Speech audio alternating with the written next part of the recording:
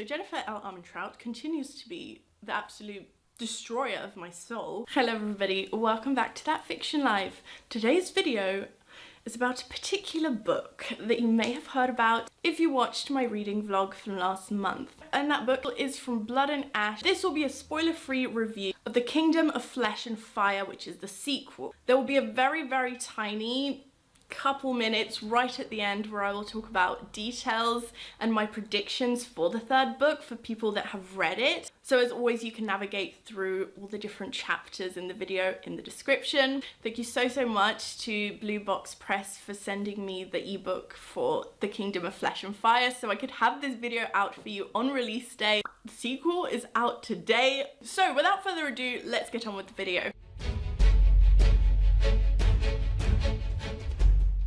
Quick overview about what this series is.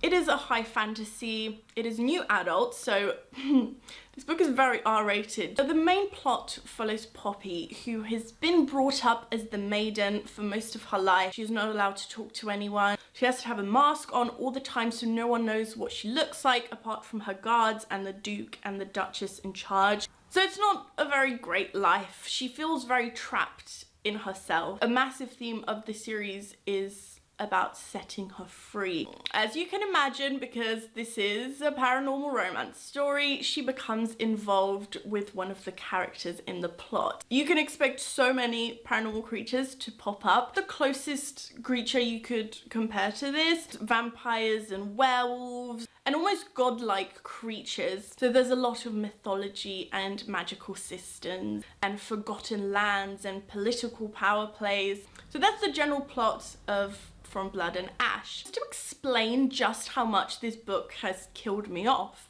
I stayed up until the early hours of the morning reading both of them. When I first received the ebook of the sequel last week, I accepted defeat and realized that I'm not going to sleep because I stayed up till 4 AM.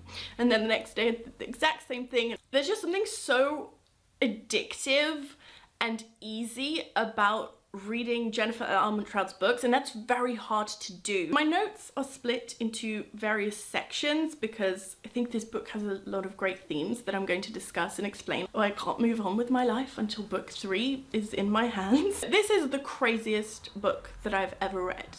Book 1 was insane, but this one takes it to another level. This is the most intense enemies to lovers book that exists in all of the land. It's a fantasy romance at its core, but I would argue that that is not the key theme. The heinous things happening in this world and the political power struggles play a much larger role. Now, the enemies to lovers aspect really goes there. I feel as though enemies to lovers is such an underrated trope because most of the time it does not commit to its name, and you will have some characters being rude to each other for a few scenes and suddenly they're enemies and it's such a big deal when they eventually fall in love. But that's not what the trope is supposed to be. In this book, you have actual hatred. It was as though you had two antagonists going head to head in a villain origin story because they do not hold back. They do the most horrible things to each other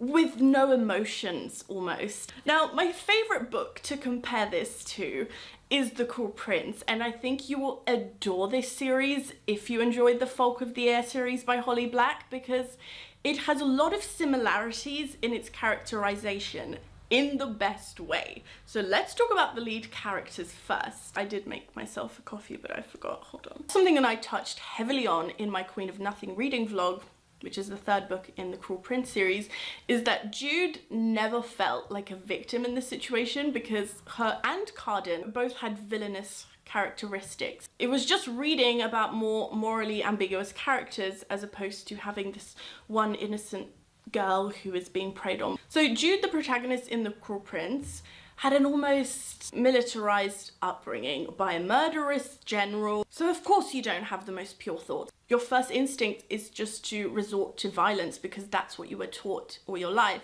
And similar in Poppy's situation, she has been hidden away all of her life. She has been through so much trauma, and her breaking out of that even because of her involvement with her love interest, set her free. So they are definitely both bad for each other. I don't like when it's one character being bad for the other, but here again you have the balance. So the plot twists in book one were epic. I genuinely couldn't calm down for any chapter because something was going off every other page. In book two especially, when you start learning deeper about what actually is going on in this kingdom, it all makes sense as to why I had to stay awake till 4 a.m. because I couldn't sleep without knowing what happened.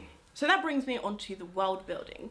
Book one's biggest detriment is the world building, because at the start of the book there was a lot of information that I think could have been weaved into the story a little bit better so that you didn't feel so overwhelmed. But within the first few chapters, you are buried in so many facts and who everyone is and what Poppy's job as the maiden actually entailed. Book two, oh my word, Jesus take the wheel. The detail and the further revelations about the different species that exist, I felt very invested in this universe, and I finally began to understand the different species and the dynamics between them and how everything fits into the wider picture, because it will become apparent very quickly that book one was just the tip of the iceberg about what exists beyond the kingdom where it's set. This series is a great transition series from when you're trying to move on from YA but you still enjoy the character dynamics and the storytelling of the young adult genre. So if you like things like Shadowhunters and Shadow and Bone and The Cruel Prince, like I already mentioned, this is a more adult version of those. Right, since this is a book to review, I'm going to have to talk about book one in detail, which means spoilers. So if you haven't read From Blood and Ash, please do click off this video. Right, so I hope we humans have read From Blood and Ash.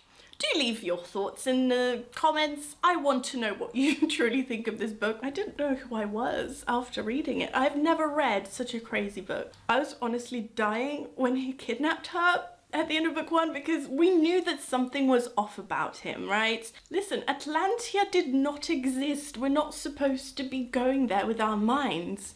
So, you know, when it turns out that he's the bloody crown prince and, you know, low-key a vampire, but one of the good ones, as he kept repeating. Didn't know what to do with myself. So the Kingdom of Flesh and Fire picks up right after the end of book one. So Poppy is still being kept hostage. And I felt so uneasy reading this, and I won't lie to you, but I hated him. All of the cute things that he did and all the promises that he made that he was one of the good ones. She's been locked up all of her life, and here it is happening again with the person that she thought she could trust. You can't keep her locked up and inform her that you're getting married. So I was not having a good time at the start of this book because to me it was coming across as very unbalanced. You know, I don't like that. I want them both to be horrible to each other if that's what's going to happen. But then I looked back on book one and she bloody stabbed him in the heart and did not even think twice about doing it. Yes, he's manipulating her, but she's doing the exact same thing to him. The way she doesn't cower in the corner and she speaks her mind at every turn to the point where people can't believe that she's the maiden. The character development of the people that we already knew from the first book and some new additions in this book, I reveled in seeing certain people show their true colours and the practices of the Ascendant being further exposed to us. It was so dark and menacing, and that's what I like about fantasy books because so many of them insinuate that bad things are happening, but here you see it with your eyes. And this is what I mean about this book being for an older audience. It is not just the romance scenes that are R-rated. Like, genuinely, this is a very violent book, and honestly, my eyes. In my opinion, book two was written so well. It's definitely better than the first one, because I think in the first one it was sort of finding itself. I could tell it had a ton of potential, but I think in this book it felt believable, and Poppy's character had such an amazing arc. Poppy is doing this all for herself and she deserves the freedom, and it was very empowering to see her this way, because she was already finding herself in the first book, but in this one it was something else. Also, the cliffhanger of this book, I need some fandom therapy. You know, the birds had started to sing, the light was starting to appear in my window, and here I am staring at this page on my phone, just thinking about my life. So that's all I'm going to say for non-spoilers. I'm now going to do a very quick discussion talking about some details of the book for people that have read it. This is your final spoiler warning. We're now going all the way. Firstly, the running joke of Poppy wanting to stab Castile at every turn was the most iconic part of this book. I couldn't breathe. I was laughing so hard every time that it happened. I think I made a ton of notes. Oh, someone's getting stabbed again. Planning to stab him during the ceremony. Just little lines like that. I found them so funny. Kieran was my favorite character in this whole book. His relationship with Poppy and his bond with Castile was amazing to read, and I want Kieran to become Poppy's best friend, because of course I feel as though they're all in this relationship a little bit, but I love their banter and their comedic scenes give me life, and quite frankly he needs more scenes in this book. He really reminds me of Kenji from the Shatter Me series, almost the best friend character that is the biggest scene stealer. Okay, Castile explaining to Poppy how he fell in love with her, and the distinction between love and lust being drilled into our brains rang so true. As firstly, it made the romance very slow burn so that you felt that payoff, but also it was realistic, because when you first see a person you are attracted to them, you are not in love. So of course he was going to use her as bait initially. He didn't love her. He was going to do whatever it took for his family, but look at the lengths he went to not carry out his original plan. And I think waiting for them to fully admit their relationship until right at the end was a good move, because like I said, I was not having a fun time at the start. He was being not great, and I did not want Poppy to be in the same room as him, even though she was many times. So book one was pretty dark, but this one, when they're at the final battle and the Duchess throws the heads of the people that were last to arrive from the New Haven village. What?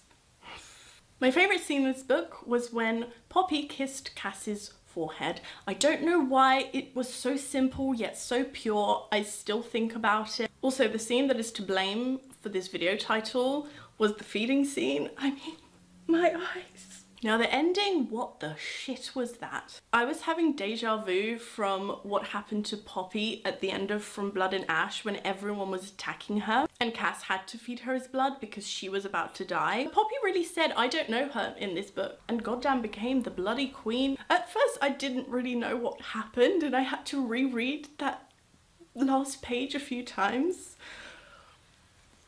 Also, the wedding, I didn't actually think that would happen. Yet here we are. We're so going to hear from Ian in the next book, aren't we? There's going to be something intrinsically evil about him and it's going to be great. I'm so excited. Anyway, so that's all I have to say about this book. It was a journey. It was definitely a journey. I think reading this book at night made it even more of a meltdown. You're not supposed to be awake in the early hours of the morning, so I was extra tired, I was extra sensitive, I guess, to all the emotions flying about. Do leave me your thoughts. I would love to keep discussing this with you. I now need to go and add to this makeup look for the Instagram photo for the book cover.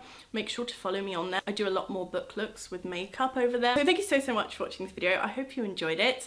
Make sure to give it a thumbs up and subscribe to my channel if you haven't already, and I'll see you next time. Bye!